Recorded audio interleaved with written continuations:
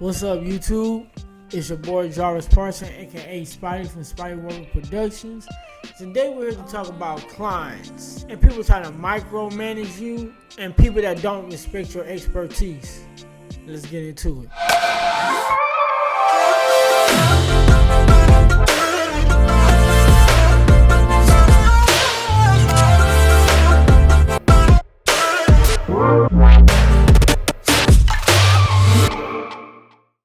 What's up, everybody? It's your boy Jarvis Parson, aka Spidey from Spidey World Productions. And if you're new to this channel, please hit the like button. Please do it. Please hit the subscribe button and please hit the notification bell so you get notified the next time I drop a video. So today we're here to talk about clients and clients that tend to micromanage and don't respect your expertise. Now, as you grow, because I've been growing in clientele lately, you run across this more often than you think.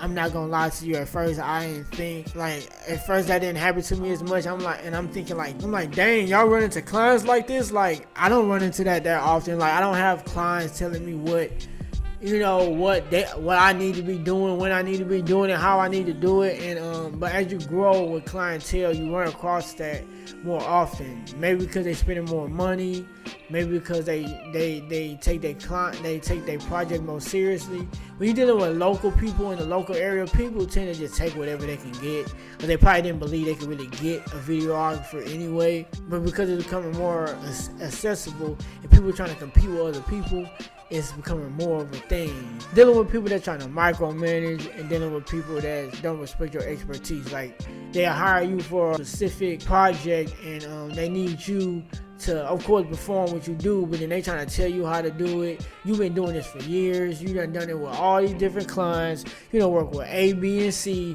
but all of a sudden you need all these different people. You know what I'm saying? You got all these different people trying to tell you how to do your job. And I get artistry is very subjective. Creativity is very subjective, and people want what they want, and they pay for it. They deserve to get it. But at the same time, like, they hired you for a reason. You got your expertise for a reason. You got your way of doing things. You got your style that you are an expert in, and they book all of that when they book you.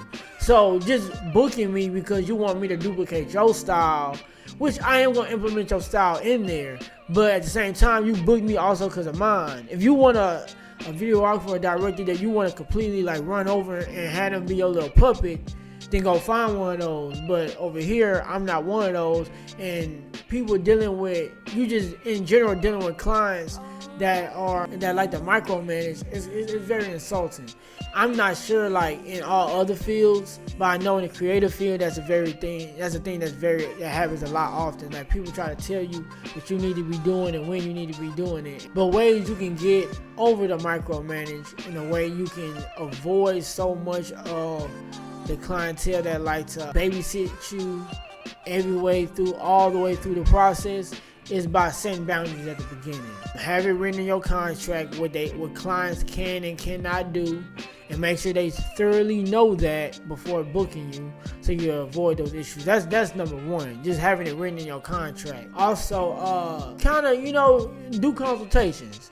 So I do consultations, and with my consultations, I tend to read out the client to see how the client is, see how they react to certain questions, see how they are on the phone. If they're very dominant and very controlling, I mean, it can be, the dominance is a good thing. They know what they want, and it sometimes make the job easier for you. But they're a little too dominant and a little too over controlling into the process, and kind of let them know, listen, you coming to me, I'm gonna bring your vision to life.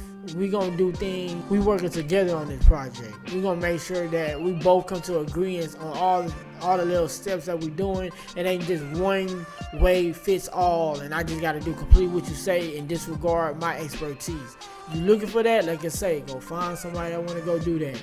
We're not doing that over here. So that's also a thing too, is doing consultations and figuring that out up front. Trying to figure out and weed the client out, really see how they like and see how they react to certain things, and see if they try to dominate the conversation, things like that. But those are the two things that I can definitely recommend to do, is to make sure that you got it written in your contract that this is what the client is allowed to do, and what they can and can't do when it comes to the process. And number two is to, do consultations, kind of fill out the clientele before any money is exchanged, so you don't owe anybody any obligations. You're just here to fill them out and see how they are, and really pay attention to how they react to questions and how they tend to either dominate the situation or completely disregard your request and what you want. So I get it, they paid for it, but at the end of the day, you are the creator and you do create things, so they gotta trust your vision. If they don't, then this process is gonna suck for everybody. We tend to get so caught up in the money, want to get paid, trying to get straight to it. I'm trying to get the deposit, I want to get paid, that we tend to forget that, hey, these clients can give us issues later on down the line, and they're gonna feel obligated to want to do that because they already paid us. So you gotta know who you're dealing with, and you gotta know how to stick a fork in it before it get that deep. If you wait too late, then you're gonna be dealing with issues I've had where I've done gave people their money back. I done say, hey, listen, you giving them hookups next time. You just want to avoid all that, because some people do it intentionally because they think you may do some of these things. So be really wary of some of the things that these clients try to do when it comes to taking over the process, because the process is for everybody. We all trying to get paid. We all trying to get a great project done. I want to go on my portfolio and I want to blast it for the whole world to see. But at the end of the day, this is the ingredients. You gotta get what you want, but you also gotta trust my vision. Because if you don't trust my vision, then why are you booking me? You wasting your time and you wasting my time. Now, of course, I would love the money, but not all. Like I said in my last video, not all money is good money. So you gotta know the difference. But clients, big frustration when it comes to dealing with art, just dealing with all types of business. When you're dealing with clients like that, try your best to be able to weed them out if you're an independent entrepreneur. Now, obviously, if you're dealing with a business, that's a whole different ball game. They got a little bit more control. You gotta deal with it. But if you're an independent entrepreneur, or you're an entrepreneur in general, dealing with certain clients, you know how to weed them out. You know what I'm saying? So that's pretty much about it.